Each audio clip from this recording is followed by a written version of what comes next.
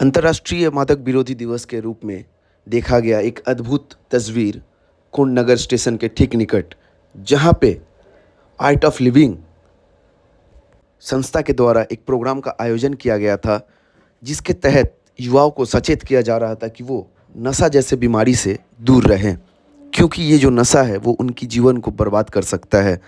एवं ये जो आर्ट ऑफ लिविंग संस्था है, इसमें अत्यधिक युवा आते हैं जो नशे के आदी होते हैं, और इस संस्था में आने के बाद उनका उपचार होता है और वो पूरी तरीके से सुस्त हो जाते हैं। एवं इस प्रोग्राम में अत्यधिक बच्चे जो उपस्थित थे वो नशा से ग्रसित थे, लेकिन अभी नशा मुक्ति केंद्र एवं आर्ट ऑफ लिविंग जो संस्था है उसमें आने के बाद उन लोगों ने नशा से दूरी बना ली।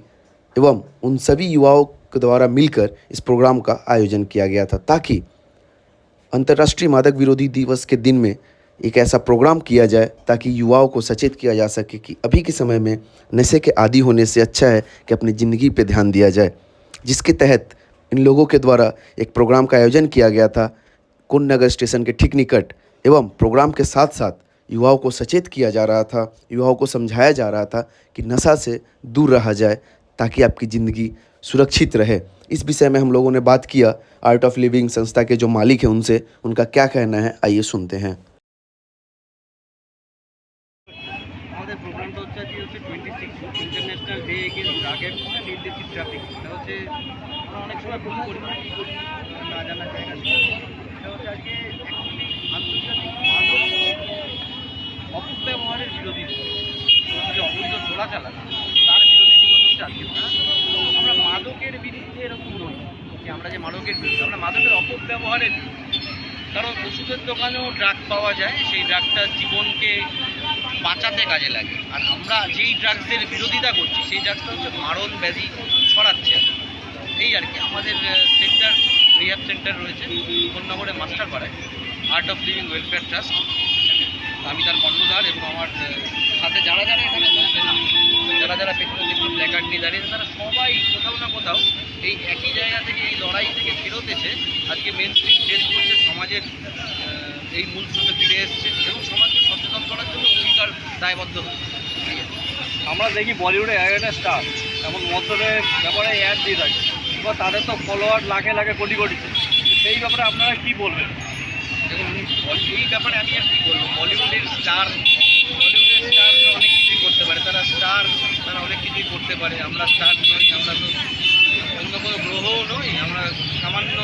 তাদের তো ভালো, তাদের তো মানুষ লক্ষ্য করে থাকে একটা বিফল যেতে পারে। আমার এটা বিশ্বাস যারা নেশার কবলে পড়ে গেছে এবং যারা এটা অনুভব করছে যে যারা আমাদের নেশামুক্ত হতে হবে, সমাজের মূল স্রোতে এই সম্মানের সাথে ফিরতে হবে, তাদের এই স্টারেরা প্রভাবিত করতে পারবে।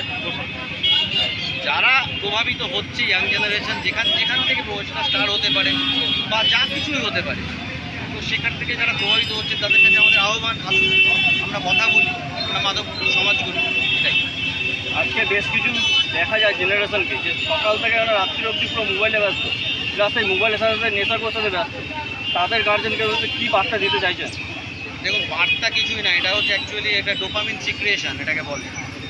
যে ডোপামিনটা সেটা বিভিন্ন রকমভাবে মানুষের মধ্যে আসে, সেই ডোপামিন সিক্রিয়েশনটাই এটা ফোনের মাধ্যমে করেছে। আজকে আমার বাচ্চাকে যখন আমি খাওয়াতে হয় তখন একটি টম অ্যান্ড জেরি জ্বালা দেওয়া, নাহলে সে খায় না।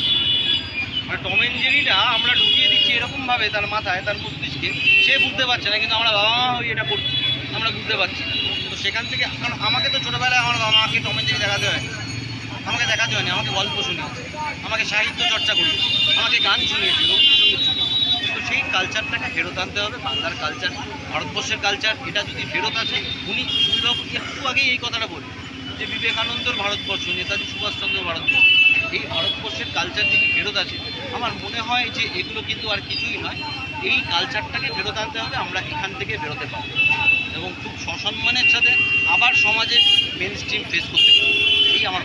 Thank you. আপনার পরিচয়? আমার নাম গৌরব। আপনার সংস্থার নাম? Art of living welfare trust.